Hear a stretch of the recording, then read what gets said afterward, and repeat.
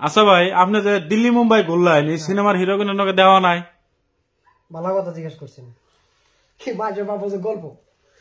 এই যে মুম্বাই যেদিন গেলাম, স্টেশনের থেকে নাইমে রাইট মিয়ে যাবার নইছি, সালমান খান সামনে।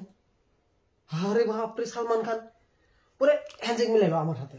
আমি বললাম আমার কি বেশি নেই, আমি আসামের ইউটিউবার হিসেবে হয়তো চিনে, হাত মিলাইলো। এখন হয়েছে চা না খেয়ে রাখা, চা না খেয়ে ছাড়লই না। গেলাম হোটেলে, চা খাইলাম, খাই দিয়ে গল্প করলাম, করতে করতে কইলো যে এই নাম্বার দিন। নাম্বারটা আমার দিলাম, পরে কইলো যে ওরও শুটিং আছে, ওইও হারাহারি যাবো গা। বললাম যে তাহলে সারাসারি হই, মুম্বাই আসি লক হবই।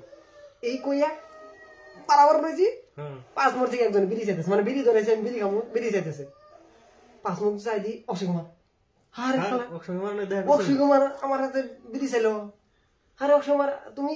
হ্যাঁ আমি এই নেই আইছিলাম, শুটিং আসিল। বিড়ি দুজনে বিরিয়াটা খাইলাম, বিড়ি খাই গল্প গল্প করলাম। পরে ওইও কইলো যে আসামে আহার বলে প্রোগ্রাম আছে একটা, ওই যে ইসের নিকে চাপাত নিবার আইব। তো কইলাম যে আইলে আঙ্গ ঘুরে টুরে যাইস, 2-1 মধ্যে আহার কথা কইছে, আইলে আপনাকে ডাক দিমনি। এইরকম কথা বুঝছেন না? শালা আমি নিজে আসরি যে আমি মুম্বাই গেছি, আমার সালমান খান মানে মানুষের যেরকম ভাবে যে সালমান খান সরকার এই বড় এসলো না, আঙ্গুরা আপনার মতন সিধা মানুষ, একদম নর্মাল বিহেভ, একদম নর্মাল বিহেভ, যেরকম আমরা আপনাগুলোকে চলি ওইরকম মানুষের ভাবে যে কত তা, মানে সিনেমার দেহে মানুষ, আমরা তো তাই ভাবি যে মেলা বড় মানুষ বান কিছুই না।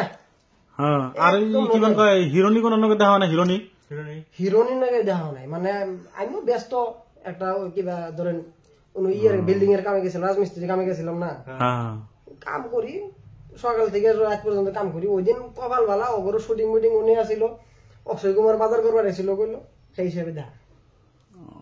এই আর কথা 7-8 দিন তাড়াতাড়ি